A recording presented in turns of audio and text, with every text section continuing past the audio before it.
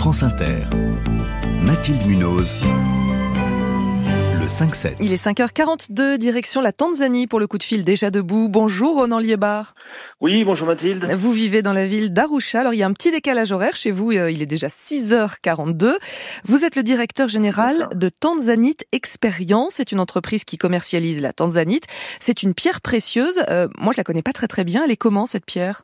Alors c'est une très belle pierre, une pierre fine. C'est une pierre de couleur dans les bleu violet.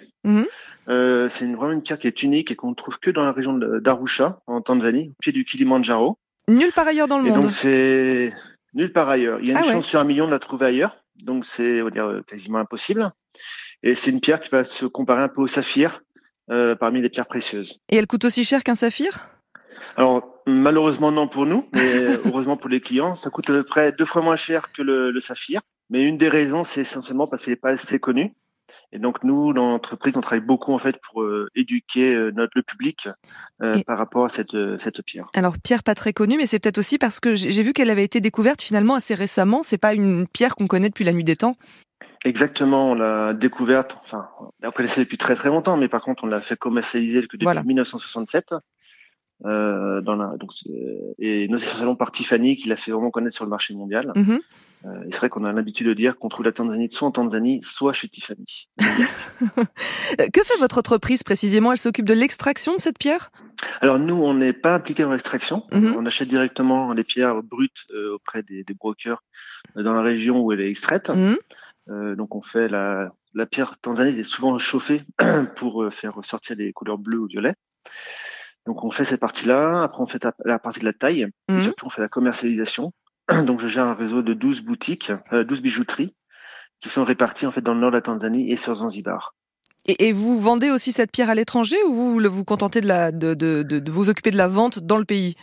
Alors notre principal but et intérêt, c'est vraiment de la faire mieux connaître auprès du public étranger. Donc c'est pour ça que notre clientèle en Tanzanie est essentiellement touristique. D'accord. Ce magnifique pays, mais également on fait beaucoup de ventes en ligne. C'est pour ça qu'on est très présent sur les sites internet, sur Facebook, LinkedIn. On a un site internet où notre collection est mise en valeur, et donc n'importe qui peut venir nous l'acheter directement en ligne. On la livre partout dans le monde. Alors ça, c'est votre activité du moment, mais vous avez souvent travaillé à l'étranger pour d'autres entreprises ou même des organisations internationales comme le Programme alimentaire mondial. Vous êtes allé au Bénin, au Cap-Vert, en Égypte, au Soudan. Vous avez la bougeotte, dites donc. On peut dire ça comme ça. Je pense que c'est à la naissance, mes parents étaient expatriés. Je crois que j'ai attrapé le virus. Ah, d'accord. Et la vie à l'étranger, quelque chose qui me plaît pas mal. Ouais. Puis ce côté de toujours découvrir de nouveaux endroits, nouvelles choses, nouveaux travaux, nouveaux métiers. Mais ça veut dire que vous choisissez vos emplois en fonction des pays où vous voulez aller ? Non, pas du tout. C'est-à-dire que ce sont que des opportunités, des rencontres. Des opportunités qui sont prises ou pas prises. C'est pas forcément des choix précis, quoi. Et là, vous comptez rester combien de temps en Tanzanie ? Alors, rien n'est décidé non plus. Mais vous savez qu'un jour vous partirez. Ici, donc bien sûr. Enfin, déjà, on ne peut pas rester éternellement puisque j'ai un permis de travail, un permis de résidence qui expire en août prochain. Donc, je sais que je peux rester là encore pour 1 an et demi à peu près. Après, je sais pas. Ça dépendra des autorités locales si on me renouvelle mon permis ou pas. Et vous avez envie d'aller d'où ? Vous avez des envies de pays Tout est possible. Il n'y a pas de limite en tout cas. Après, il y a certains pays où je préfère y aller. J'aimerais bien vivre au bord de la mer, par exemple. C'est quelque chose qui me plairait bien. Comme je suis breton d'origine, la mer est quelque chose qui me manque beaucoup sur Arusha, parce qu'on est quand même assez loin. Voilà, donc tout est possible en tout cas. Et donc voilà, vous êtes un lefto, donc un voyageur et un lefto, parce que je sais que vous écoutez l'interview déjà debout quand vous travaillez le matin. Vous aimez travailler de bonne heure.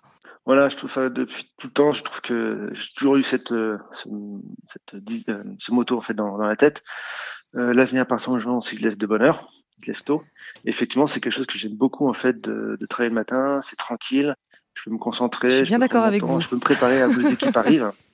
Ouais, et c'est vrai que quand les équipes arrivent le matin, je suis prêt.